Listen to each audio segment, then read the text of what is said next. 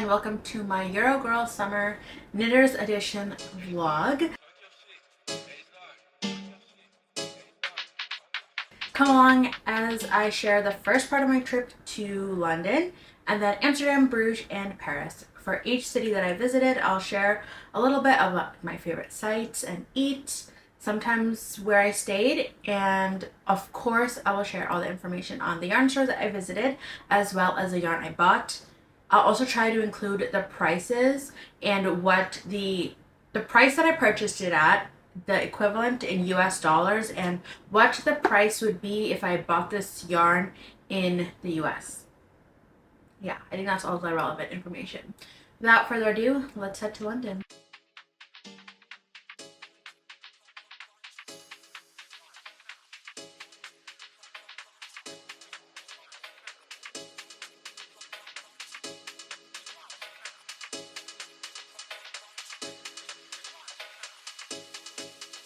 After our red-eye flight into London, we were basically on the go. The few days we were there were spent sightseeing, shopping, exploring different neighborhoods, eating, and enjoying being tourists. I always inevitably end up comparing whatever city I'm visiting to New York, and I have to say, London meets New York toe-to-toe when it comes to shopping. Even some of the vibes of the neighborhoods would match up to neighborhoods in New York. As a newbie sewist, I loved visiting Liberty London and seeing all their beautiful Liberty fabric. I didn't end up buying any as one, I didn't know what to make with it, and two, I don't think my skill level is there that I could justify spending $40 on a yard of fabric. We also followed some of the tours in the Rick Steves guidebook and audio tour app, and I really gotta recommend that app for every place that I went where they had content available, as well as the books, which I just checked out from my local library. I actually did the Westminster walk thrice over the month, as it really hit all the classic American visiting London tourist hotspots, and I brought along new people each time. One of my favorite neighborhoods to explore was Islington. I'm sure about the pronunciation.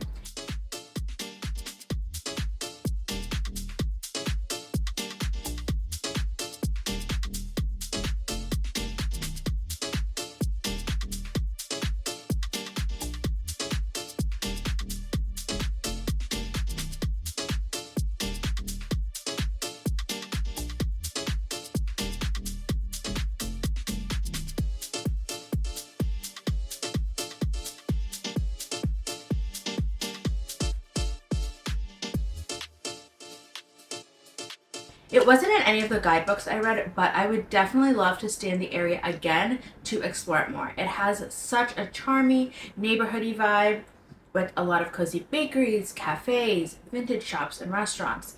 Plus, Loop is in the area.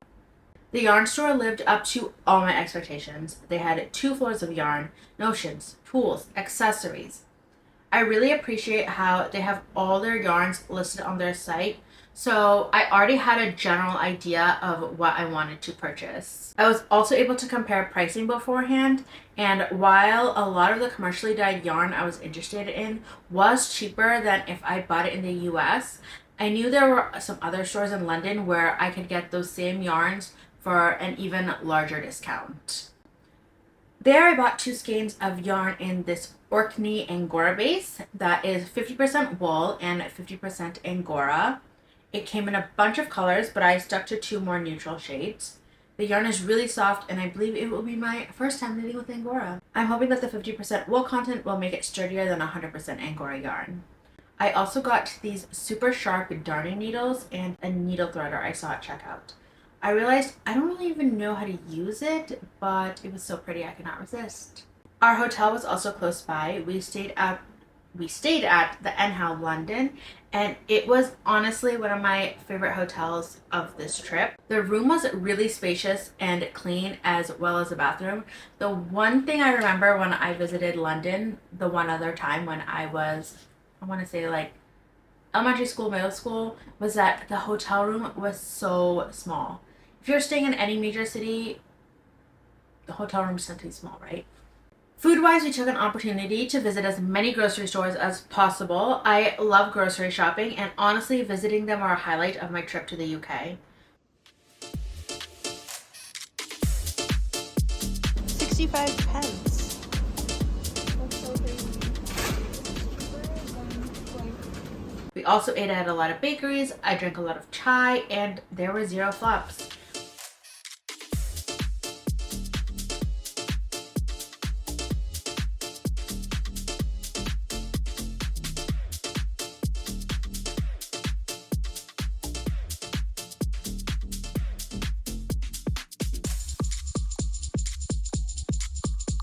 We ate at Dishoom, which was good, but maybe a controversial opinion is I don't really understand the hype.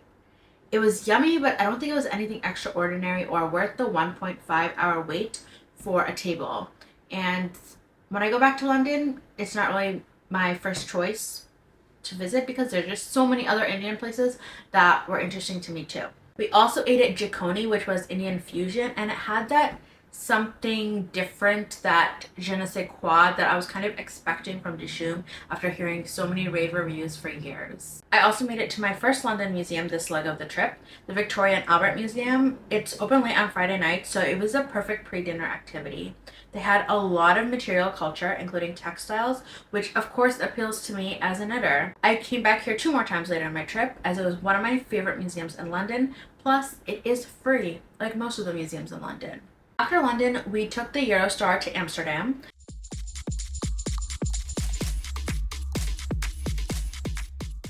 After running through the rain, we made it to our hotel. It was out of the city center in a residential neighborhood, but it was really easily accessible with lots of public transportation options. And Amsterdam has so much public transportation, which was good because we were never able to book an Uber the entire time we were there. Whenever we would try to get a ride, it would just be like constantly searching. So public transportation, great and necessary in our case. The area that we were staying in was much quieter, which was honestly nice when you're visiting a busy city. This hotel was another one of my favorites. I really liked the design of both like the public spaces as well as the hotel room itself and the bathroom. Plus, they had free water bottles in the lobby, which just makes it a top-notch experience to me. The main reason for visiting Amsterdam was to see Olivia Rodrigo. It's been years since I've been to a concert, and now I remember how much fun they are. Her energy was so great, and it's just exciting to scream lyrics for several hours with other people who like the same artist you do.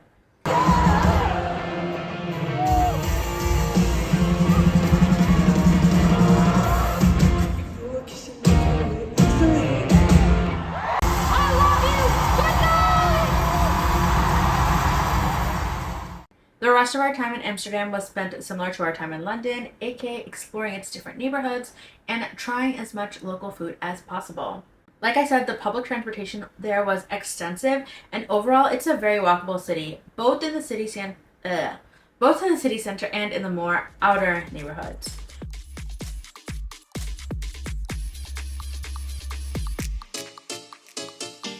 Drop it.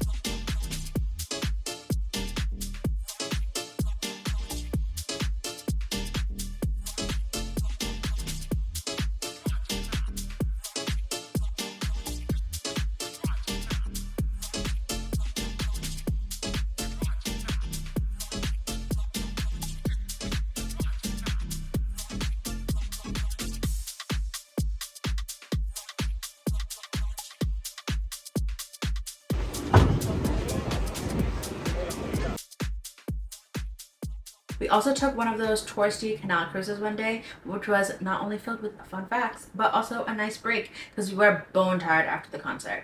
I got a lot of helpful recommendations from people on Instagram on where to eat, so thank you again for that. Again, I don't think there were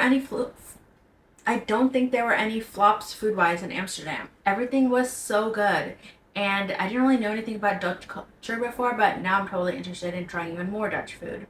The Dutch apple pie was absolutely delicious. Another recommendation was a street market where we found fresh stroopwafel and mini pancakes, and a nearby store selling herring and seafood.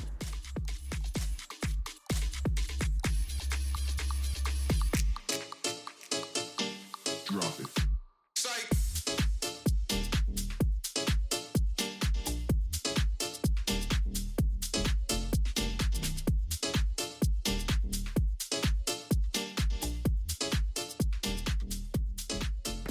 We also absolutely loved the Dutch pancakes, the Indonesian food, the cafes. We also ate at a Michelin star place one night, which was delicious, with a really cool menu focused on locally sourced ingredients.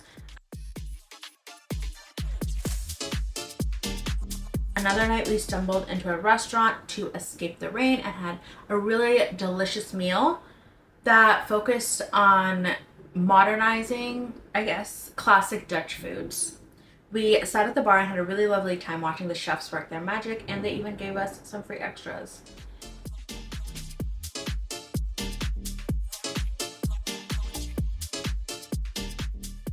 Amsterdam has quite a few museums, and sadly we did not get to many of them. We only got to one, the Rijksmuseum, but it was perfect because it had a little bit of everything. Delft pottery, Van Goghs, Dutch masters, textiles.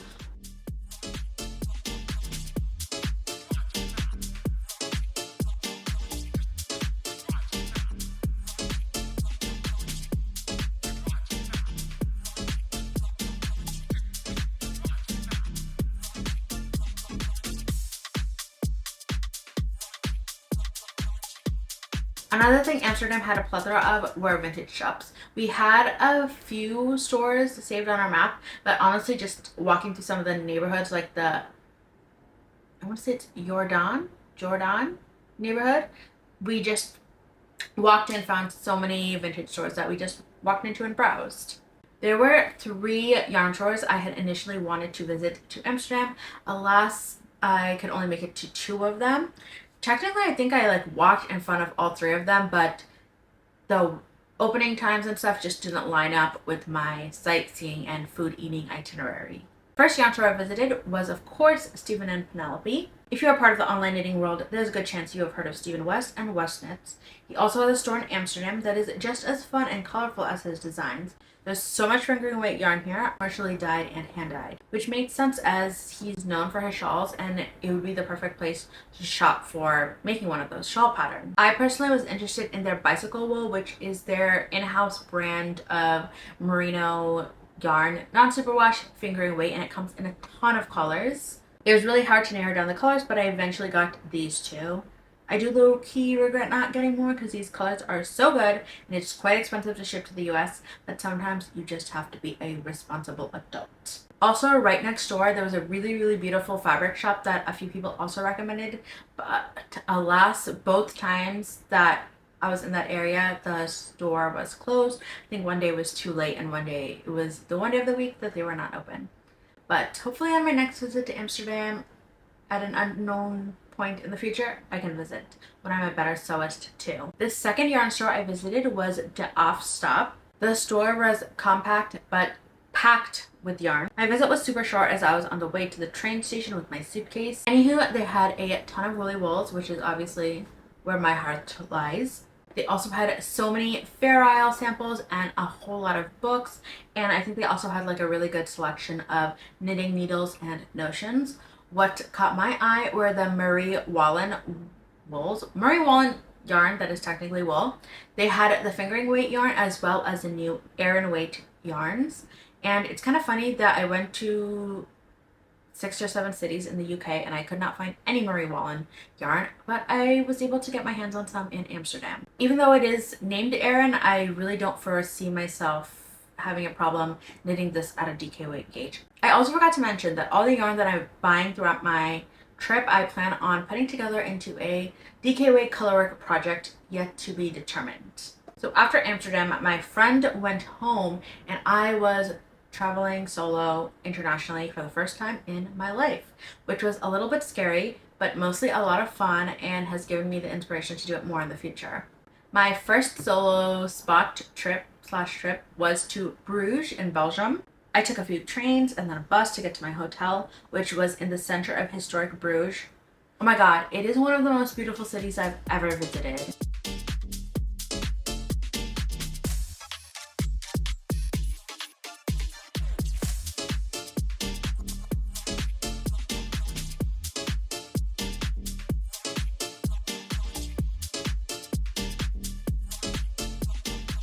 I absolutely love medieval history. I love listening to podcasts and reading books about it, but nobody in my life shares that obsession. So it was honestly the perfect solo trip destination because I could nerd out without fear of boring my companions. Plus, they had long ties to wool and weaving and lace, which is obviously very cool to me as a knitter slash fiber person. Walking around the historic city center, you truly feel like you have stepped back in time. If you are a fellow medieval history lover, you have probably heard of the Valois Dukes of Burgundy and know how Bruges was one of their crown jewels. And if you don't, think of the High Middle Ages of French wealth and splendor and corruption of Joan of Arc. That whole time and era, that's Bruges. So much of the architecture and infrastructure has been preserved since medieval times. It's a city filled with tourists, but I also found it really easy to escape the tourists. And even the areas that are filled with tourists in the daytime clear out after 7. And when I went, the sundown wasn't until 10 p.m. or later. I think some nights it was actually around 10:30 p.m. So there's still a lot of time to explore. The city has a great free app, which I found is so useful. They had a couple of walks depending on what you are interested in. I think I did all of the historical walks and I loved seeing the old buildings. They would be like, oh, this is where the House of Milan used to be, and now it is a fry shop. But like the outside architecture of the building is still the same, which is what I find so cool.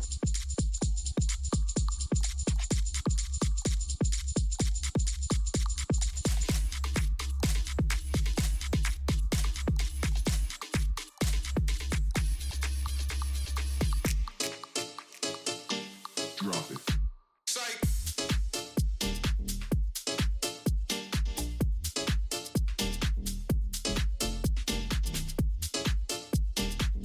Food wise, I have 3 highlights. First, I ate at this really good sandwich shop.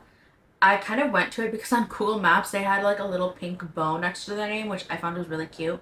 But the sandwiches were really, really good, and everybody who was like shopping there was speaking Dutch, so I assume it's basically, I didn't really see other tourists in this store, it's mostly local people, which I feel like there's nothing wrong with tourists as I am a tourist, but when you see like a large amount of local people eating someplace, I'm going to assume it's better than a place where it's only tourists eating, you know? Second, I had a huge Belgian waffle, which was completely made fresh. I saw them making in front of me, and it was so yummy, crunchy on the outside, soft on the inside, and the people there working there were so, so lovely. And my last food highlight was chocolate, because how could I go to Belgium and not try Belgian chocolates? I ended up going to 4 different places to try the chocolates. I picked, I think, one of the most expensive, one of the cheapest, and then one that had interesting flavors, and then one that was like in the middle ground price wise and had like it had some interesting flavors, but mostly like classic flavors. And that one ended up being my favorite in the store that I went back to get like gifts and souvenirs.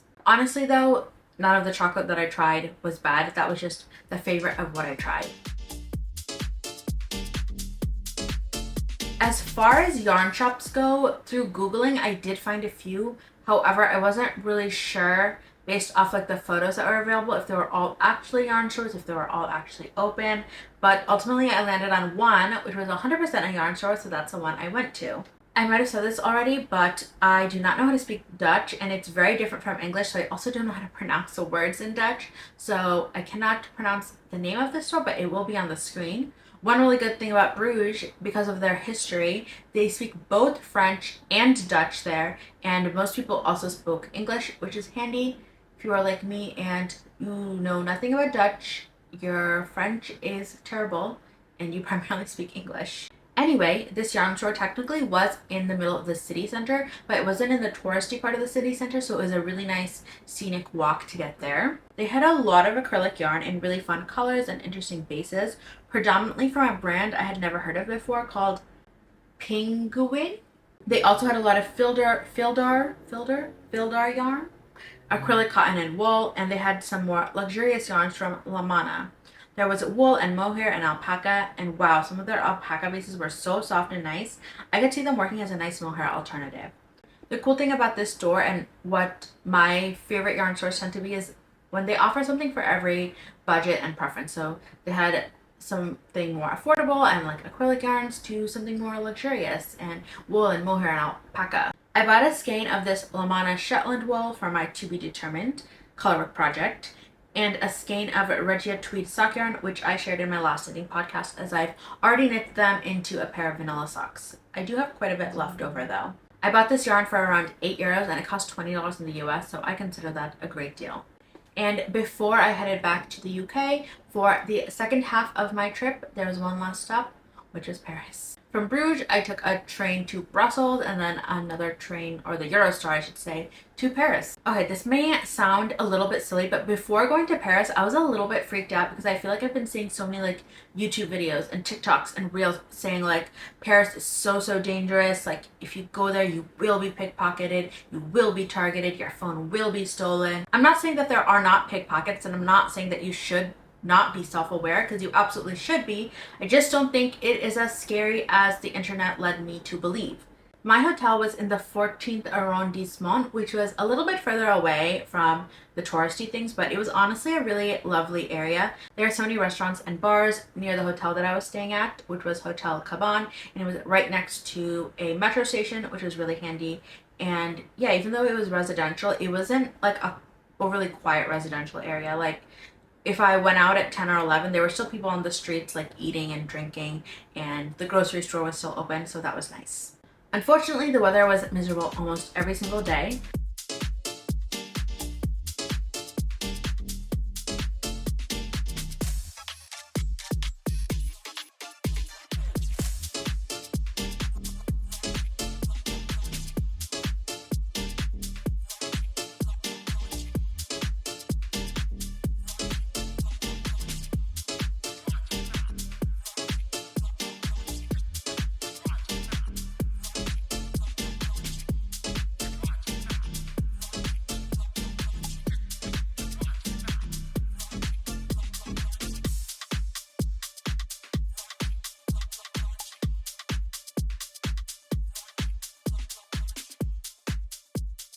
Alas, it is Paris, so there's still a lot to do. I basically ate a lot of food and took the excuse of the rain to do a lot of shopping. I ate a lot of baguettes and croissants and a surprising amount of Asian food, which was all delicious. I spent a whole day at the Louvre. I got like the first entry at 9 a.m. and I stayed there until like 3 or 4 p.m. and it was so nice to just wander around by myself, spend a lot of time in the exhibits I was interested in, and just skip over the one that I was not, without worrying again about like annoying people that I was with, because I was with nobody.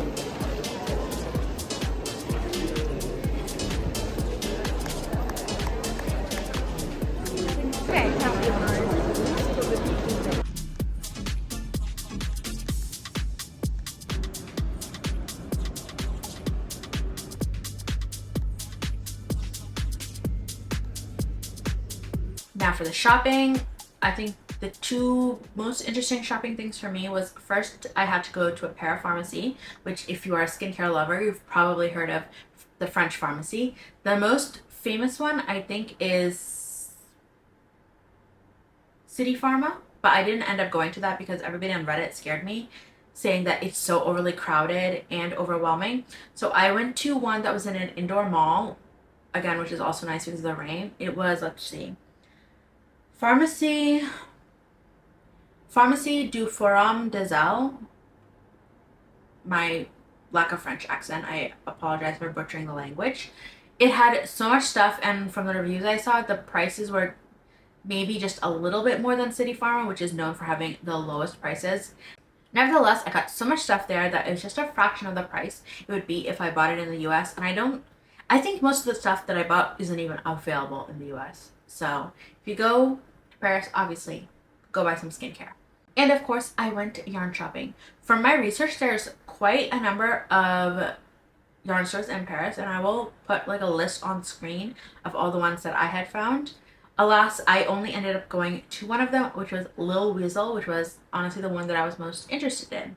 This store, again, is in a covered marketplace kind of space, and it's split into two sections. So there's like a corridor where you walk down and there's stores on both sides, and Lil Weasel has stores on both sides of the corridors. One side has like fabric and a lot of luxury hand-dyed yarn, and all the hand-dyed yarn they had, I think, are brands that I could also find in the US, except they were more expensive there versus if I bought them at home. So I wasn't really too interested in that. And then in the other side, they had all sorts of commercially dyed yarns, and it was all organized by color. And they had like a lot of Fonty, which is, I think is a French brand, and they also had what I was interested in, Gerera Natura. And I ended up getting a sweater quantity of Gilead to make a cardigan number 9, which I talked about in my last podcast episode, and I will also talk about it in my next podcast episode when it's hopefully a finished object. This is a yarn I could find in the US, but buying it there saved me about like $20 total on the sweater quantity. Another store that I was surprised to find yarn at was one of the department stores that I visited. They actually had a whole floor dedicated to like craft supplies. It was really, really cool, as that's, again, not something I see in the US. Like, even if I go to Nordstrom, which is huge, they don't have a craft floor. One of the department stores I visited had a huge like food emporium. Think Whole Foods, but fancier. Maybe like the equivalent of an Eataly, but French. It was so much fun to go shopping there, and they had like fancy cheeses and meats and spreads and crackers and cookies and just everything you could think of. They even had a whole section of fancy water. So I also did a lot of my gift and souvenir shopping there too, and I would definitely recommend it if you're also a foreigner visiting. So that wraps up the continental leg of my trip. It was honestly so much fun. And like I said, it was my first time ever traveling by myself, and it's definitely given me the confidence to take more solo trips in the future. And here's all of the yarn that I have acquired on my trip to this point so far.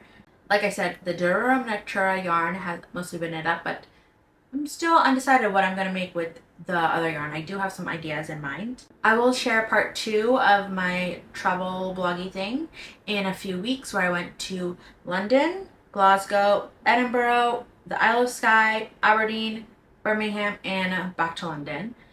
And I think I might have less other footage in that vlog because I did go to a wedding, but I will definitely have more yarn store footage in that part of the vlog because I went to the majority of the London yarn stores then. If you would like to see that, feel free to subscribe and follow along. This is what I'm currently knitting on, by the way. If you want to see more frequent/recent updates, you can follow me along on Instagram, where I have the same username. I think that is it for now. Thank you so much for watching. I hope you are having a lovely summer, or if you're in the southern hemisphere, a lovely winter. As always, I would love to know what you worked on. If you worked on something while watching this, be it knitting, crochet, sewing. I feel like every time I ask this question, there's like a new craft that somebody mentioned that they're doing in the comments, and I just have like another thing that I want to try. As is, after I finish recording this, I'll be working on my first sewing project in 2 months. Okay, I think that really is it for now. So bye until next time.